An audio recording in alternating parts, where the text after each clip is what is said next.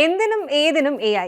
Tech മേഖലയിൽ artificial intelligence തരംഗം സൃഷ്ടിക്കുകയാണ്. മനുഷ്യരുടെ ജീവിതം ഈസിയാക്കാനുള്ള ഒരുവിധം കാര്യങ്ങൾ AI ചെയ്യുന്നുമുണ്ട്.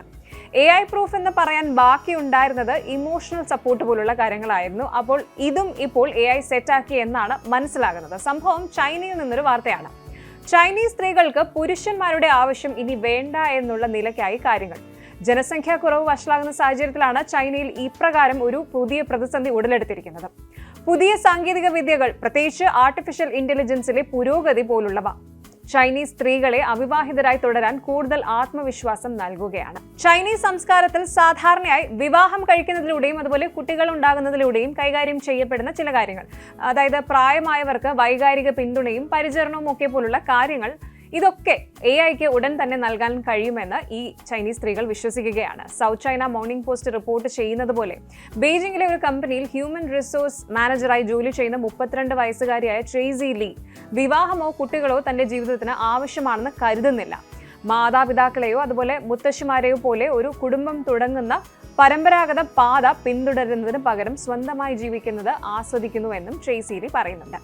കൂടാതെ പ്രസവ ചെലവ് സ്ത്രീകൾക്ക് വളരെ ഉയർന്നതാണെന്നും ഇത് സമകാലിക സമൂഹത്തിൽ ജനനനിരക്ക് കുറയ്ക്കുന്നതിലേക്ക് നയിക്കുന്നു എന്നും ലീ പറയുന്നുണ്ട്. 2021 ഒക്ടോബറിൽ നഗരങ്ങളിലെ 3000 ആളുകളിൽ നടത്തിയ ഒരു സർവേയിൽ 18നും 26നും ഇടയിൽ പ്രായമുള്ള അവിവാഹിതരായ സ്ത്രീകളിൽ ഏകദേശം 44% പേരും വിവാഹം കഴിക്കാൻ ആഗ്രഹിക്കുന്നില്ല അല്ലെങ്കിൽ എപ്പോഴെങ്കിലും വിവാഹം കഴിക്കുമോ എന്ന് ഉറപ്പില്ല എന്ന് കണ്ടെത്തിയിരുന്നു. ഇനിയാണ് AIയുടെ കളി വരുന്നത്. ചൈനയിലെ ജനസംഖ്യ കുറയുന്നതിന് പലരും AIയെ കുറ്റപ്പെടുത്താൻ തുടങ്ങിയിട്ടുണ്ട്. കാരണം AI സൗഹൃദം വാഗ്ദാനം ചെയ്യുന്നുണ്ട്. വാർദ്ധക്യ പരിചരണത്തിൽ സഹായിക്കൽ തുടങ്ങിയ റോളുകൾ ഏറ്റെടുത്ത് വിവാഹം കഴിക്കുകയോ കുട്ടികൾ ഉണ്ടാകുകയോ ചെയ്യേണ്ടതിന്റെ ആവശ്യകത ഇത് കുറയ്ക്കുന്നുണ്ട്. AIക്ക് ഇമോഷണൽ സപ്പോർട്ട്, അതായത് വൈകാരിക സൗഹൃദം നൽകാൻ ഇതിനകം തന്നെ കഴിയുന്നു എന്നും പറയപ്പെടുന്നു. അടുത്ത 20 മുതൽ 30 വർഷം വരെ തന്റെ തലമുറ പ്രായമാകുമ്പോഴേക്കും പ്രായമായവരെ പരിചരിക്കുന്നതിനുള്ള ഗാർഹിക റോബോട്ടുകൾ വ്യാപകമായി ലഭ്യമാകുമെന്നും അത് താങ്ങാനാവുന്നതിലേക്കും എത്തുമെന്നും ട്രേസി ലീ പറയുന്നുണ്ട്.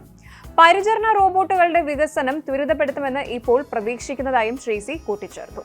ഇനി ഈ ഒരു മാറ്റം ഒരു മോശമായ കാര്യമല്ലെന്ന് വിദഗ്ധർ പറയുന്നുണ്ട്. ഉദാഹരണത്തിന് 30 വർഷത്തിലേറെയായി ജനസംഖ്യാ പ്രശ്നങ്ങളെക്കുറിച്ച് പഠിച്ച പീക്കിംഗ് യൂണിവേഴ്സിറ്റിയിലെ പ്രൊഫസറായ ലീ ജിയാൻസൺ കഴിഞ്ഞ മാസം സൗത്ത് ചൈന മോർണിംഗ് പോസ്റ്റ് SCMPക്ക് നൽകിയ അഭിമുഖത്തിൽ തന്റെ ചിന്തകൾ പങ്കുവച്ചിരുന്നു. ജീവിതം, മരണം, കുടുംബങ്ങൾ, സൗഹൃദങ്ങൾ എന്നിവയെക്കുറിച്ചുള്ള നമ്മുടെ ചിന്താഗതിയെ AI പൂർണ്ണമായി മാറ്റുമെന്നാണ് അദ്ദേഹം പറയുന്നത്. ഇത് ചുരുങ്ങുന്ന ജനസംഖ്യയെക്കുറിച്ചുള്ള ആശങ്കകൾക്ക് പ്രാധാന്യം കുറയ്ക്കുകയും ചെയ്യുന്നു എന്ന് സൂചിപ്പിക്കുന്നു. ഈ പ്രതീക്ഷ നൽകുന്ന വീക്ഷണം ട്രേസി ലീ പോലുള്ള ചൈനീസ് യുവതികളുമായി ബന്ധപ്പെട്ടിരിക്കുന്നതാണ് സത്യം. ട്രേസി ലീയുടെ അഭിപ്രായത്തിൽ ഇന്ന് ആളുകളെ ആശങ്കപ്പെടുത്തുന്ന ജനസംഖ്യാ വളർച്ചയും പ്രായമാകുന്നവരുടെ വർധനവും ഭാവിയിൽ വലിയ പ്രശ്നമാകില്ലെന്നാണ് പറയുന്നത്. ഇനി സാങ്കേതിക മുന്നേറ്റങ്ങളാൽ നയിക്കപ്പെടുന്ന പുതിയ പരിഹാരങ്ങൾ ഉയർന്നു വന്നേക്കാമെന്നും ലീ ജിയാൻസിംഗ് പറയുന്നുണ്ട്. AI ഇതിനകം തന്നെ സഹായിക്കുന്ന ഒരു മാർഗം ഇൻ വിട്രോ ഫെർട്ടിലൈസേഷൻ IVF ആണ്. AIക്ക് ആരോഗ്യകരമായ ഭ്രൂണങ്ങൾ തിരഞ്ഞെടുത്ത് IVF മികച്ച രീതിയിൽ പ്രവർത്തിക്കാൻ കഴിയുമെങ്കിൽ അത് കൂടുതൽ കുഞ്ഞുങ്ങൾ ജനിക്കുന്നതിലേക്ക് നയിച്ചേക്കാമെന്ന് ലീയുടെ ഗവേഷണം പറയുന്നുണ്ട്. എന്നാൽ മറ്റ് ഗവേഷണങ്ങളെ അടിസ്ഥാനമാക്കി ഈ മെച്ചപ്പെടുത്തലുകൾ മൊത്തത്തിലുള്ള ജനങ്ങളുടെ എണ്ണം വർദ്ധിപ്പിക്കുന്നതിൽ വലിയ വ്യത്യാസമുണ്ടാക്കില്ല എന്നും അദ്ദേഹത്തിന്റെ പഠനം പരാമർശിക്കുന്നു.